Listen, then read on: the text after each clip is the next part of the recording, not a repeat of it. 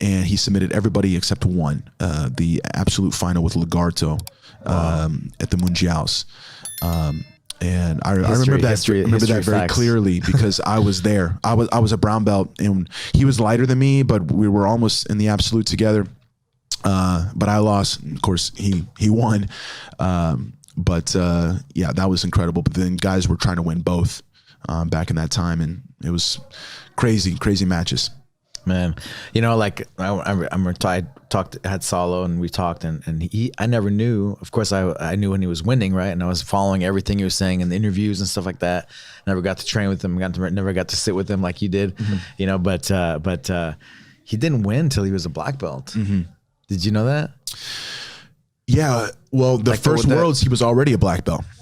96. He didn't win any any tournaments really. Like he was like he came out of nowhere, right? Yeah, he did kind of come out of nowhere, and he moved very fast from purple to black.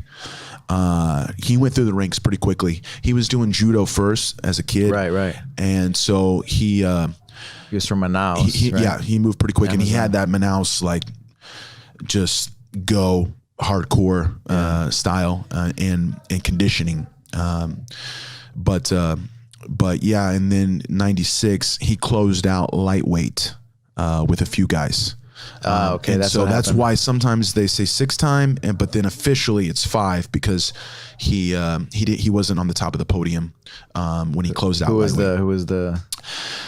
I don't remember. Yeah, because I didn't see his name. Because I know he beat Marcio Feitosa. Yes, he beat the guy that needed to beat.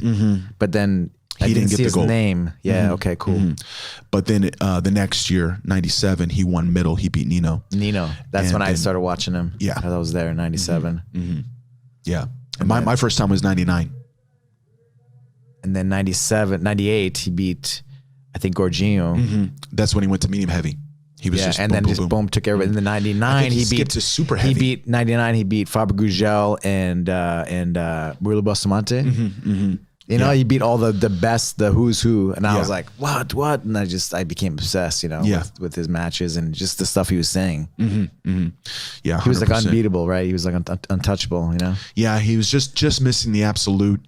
Pejapano and Margarita. Yeah, Margarita came up and was just killing everybody. And then I fought Margarita my first year as a black belt.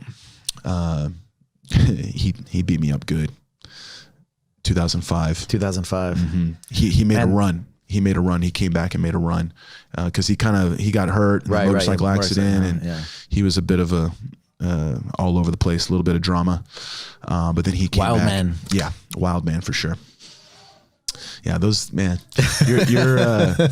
I like talking to the OGs, man, because all these memories start coming back. Remember he won on few when he won the world, and the scooter, the motor scooter, you know, around the mat, you know, with like the girls, the ring girls or whatever, the presenters, you know.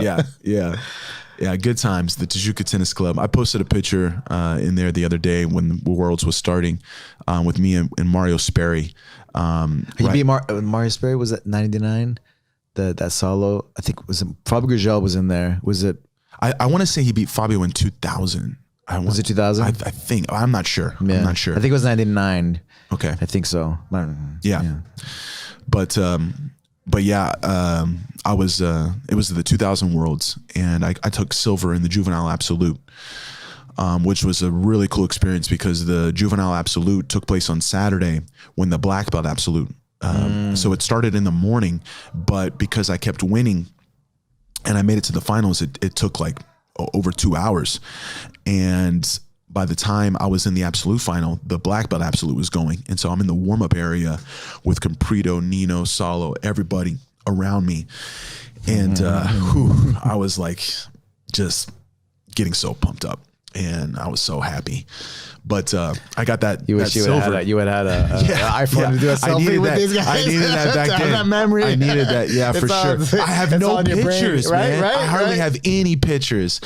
Oh, that kills me. I was trying to pull out some of my old photo albums and like, man, I wish, you know. But yeah. We get to talk about it. I had a few, got a few. And one of which was with Mario Sperry with my silver. And that was back, you know, he was fighting in Pride, and me and my father used to watch his VHS tapes, and I thought it was so cool. And anyways, I put that on. Yeah. Pff.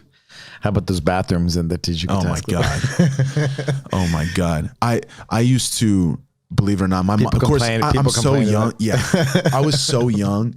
My mom, and back then your bag could weigh whatever, right? They didn't